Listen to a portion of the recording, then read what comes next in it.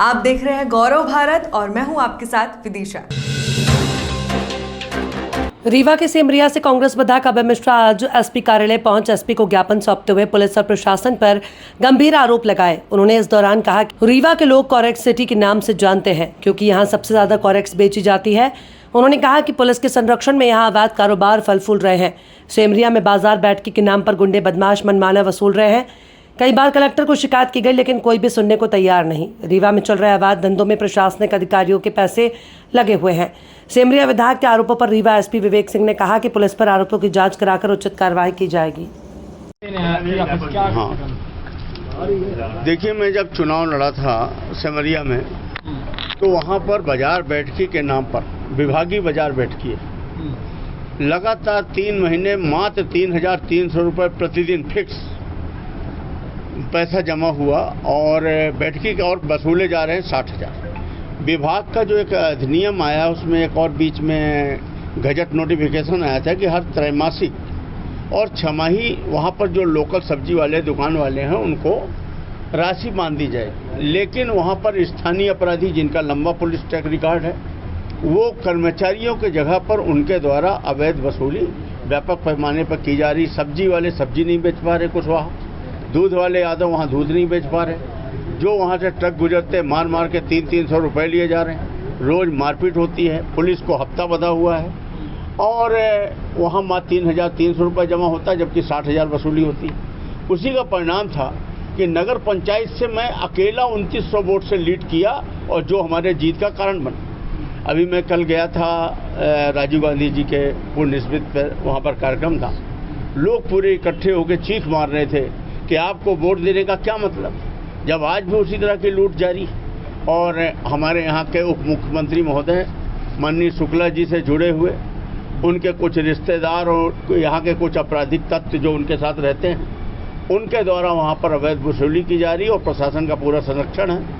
इस मामले में मैं जिला कलेक्टर महोदया से कई बार मिल चुका हूँ, कई बार मैं लिखा पढ़ी कर चुका हूँ, बहुत ज़्यादा पेपर में लिखा हूं, लेकिन कोई संज्ञान न लिया जा कर के अभी भी वसूली जारी है। सबसे खतरनाक स्थिति ये है, मैं आज से 2-3 महीने पहले दिल्ली गया अपने एक पर्सनल मैटर में किसी बिजनेस सिलसिले में। उनके साथ कहीं खाना खाने गया तो उनके साथ एक दोस्त थे। हमने उनको परिचय बताया कि मैं मध्य प्रदेश से हूँ, रीवा जिले से हूँ। बोले ओ कोरेक्स सिटी, रीवा कोरेक्स सिटी अंग्रेजी में। तो हमने कहा कोरेक्स सिटी कैसे? तो बोले आपके रीवा को हम लोग कोरेक्स सिटी बोलते हैं। हमने कहा क्यों? बोले हिमाचल में मेरी फैक्ट्री है, दवा बनाता हूँ, मेरे फैक्ट्री में खांसी की दवा बनती है, उसका 60% अकेला मैं रीवा में देता हूँ। ये स्थिति है ये कोरेक्स सिटी की। और यहाँ पर शराब की पैकारी। पुलिस का मुख्य कमाई का स्रोत क्या है? पान पराग, राजश्री, इससे जो 2-2 लाख महीना मिलता है, बिना बिलिंग का माल बिकता है जो कोरोना में भी नहीं बंद हुआ, गांजा, शराब की पैकारी। आजकल एक नया धंधा हो गया कोरेक्स। एक एक गांव में 4-4 पैकार। पुलिस के अफसरों का पैसा लगा हुआ है उस पर अप्रत्यक्ष रूप से। आबकारी के कमिश्नर का पैसा लगा हुआ है। हमेशा आबकारी के कमिश्नर के विरुद्ध एक मामला आया था फर्जी बैंक गारंटी का, 3 महीने। अभी आप लोगों ने देखा होगा वो मालाजी वगैरह ने आपको कागज दिए हैं जिसमें बैंक ने पूरी तरह से मान लिया कि हाँ ये फर्जी बैंक गारंटी है। उन्होंने 3 महीने बाद बदल लिया, लेकिन 3 माह तक तो पिछले वर्ष गलत बैंक गारंटी में उठा दिया और दुकानें चली।